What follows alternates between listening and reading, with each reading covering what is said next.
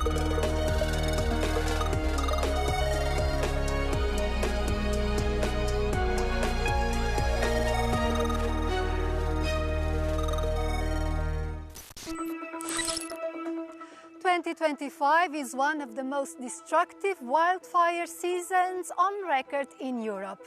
The EU has strengthened its firefighting capabilities, including through cooperation coordination by the bloc's civil protection mechanism. However, many argue that more investment and policies should be directed towards prevention. EU Decoded discusses how to best manage this natural and economic catastrophe. More than 1 million hectares of forests had burned this year through the end of August, according to data provided by the Copernicus satellite used for Earth observation. This is almost 5 times larger than the area affected by forest fires in the EU the previous year. The most affected member states were Portugal with 3% of territory burned, Cyprus with 2.3% and Spain with 0.8%. Air quality has deteriorated in these areas as greenhouse gas emissions have risen to nearly 39 million tons. This is nearly 4 times the approximately 11 million tons of CO2 emitted in the same period in 2024. The member states can increasingly count on solidarity for extinguishing the fires. But does it all come down to more technical means? We asked Europeans about the EU's role to deal with this challenge. Verano, con el calor que hace en España, es muy importante las políticas de prevención, mucho más que luego apagarlos, vaya. Hay que preservar, ¿no?, la naturaleza y supongo que tendrían también que dar unas ayudas a los países. Bombeiros, e não é culpa dos bombeiros, parece-me que realmente existe muita falta de apoio, falta de material. Apoios, pedir apoios à União Europeia, por exemplo, dos aviões e dos bombeiros, não é? Sim, a nível de meios, sim, de limpezas também, de os terrenos estarem mais limpos, sim. Euronews reporter Alice Tidy has been covering the EU's action in this area.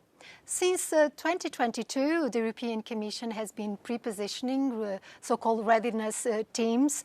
They are managed by the Emergency Response Coordination Centre to assist member states. How does this fit into management of wildfires that are becoming a widespread problem in the bloc? The goal here is to ensure faster response time, but also enable valuable on-the-ground knowledge sharing, which is particularly relevant as because of climate change, wildfires are increasingly spreading to areas of Europe where they didn't happen so much, such as Northern and Eastern Europe. So for instance, this year, among the countries that provided firefighters to France, Spain, Portugal and Greece, you had Romania, Bulgaria, Czechia, Estonia, Latvia and Germany. The EU budget also allocates some funds for forest fires prevention within the rural development funds. But there was some criticism by the European Court of Auditors. Why? Yes, so the ECA found in its review that a lot of the allocated EU funds do not actually target areas most prone to natural disasters. So it flagged, for instance, that a lot of these decisions are made using widely out-of-date data. So Greece, for instance, which is traditionally very impacted by wildfire, the list of areas prone to wildfire is 45 years old.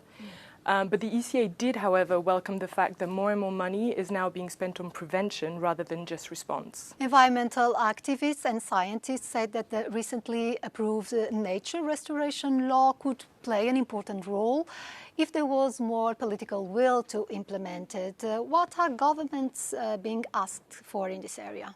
So the aim of the law is to restore degraded natural habitats like forest, of course, but also wetlands and peatlands in order to improve carbon storage, but also boost biodiversity and water retention. So member states have got to submit a plan outlining the steps that they will take in order to achieve that goal, increase water retention, increase biodiversity and soil health, as well as better forest management can actually help curtail the spread of wildfire, as well as boost climate change adaptation towards extreme weather events.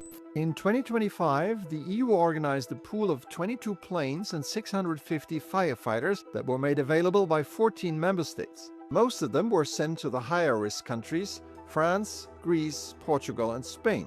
Some teams also arrived at Croatia, Cyprus, Czechia, Italy, Slovakia and Sweden.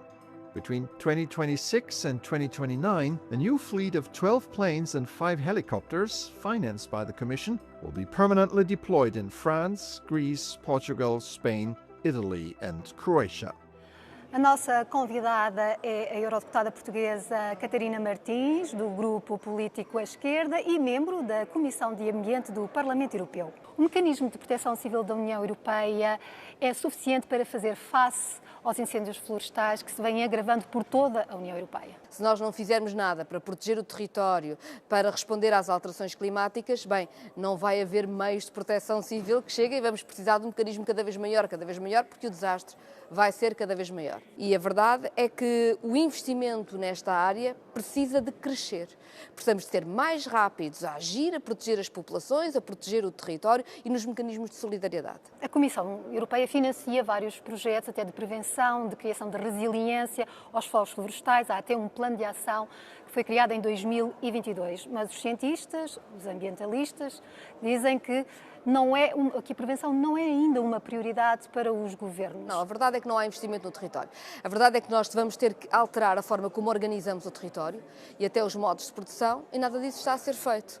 Não está a ser feito nem uma adaptação da agricultura, nem uma adaptação da política florestal, nem uma coesão territorial. E o que está a ser decidido sobre os próximos quadros financeiros da União Europeia tende a piorar esta situação. Quando aquilo que a segurança das populações mais necessitava era, por exemplo, de proteção civil e de intervenção no território para ele ser mais seguro, nós estamos a gastar e a prometer gastar milhares de milhões em indústria de defesa que, na verdade, não vai defender as populações europeias. Considera que a União Europeia está a reduzir as suas ambições no combate às alterações climáticas que aumentam o aquecimento global e que são um fator muito sério do agravamento dos incêndios florestais? Há neste momento um discurso muito perigoso, que é achar que não vale a pena. Ou seja, que as questões climáticas não valem a pena, que agora vamos fazer uma competitividade baseada em qualquer outra coisa que não tenha critérios ambientais.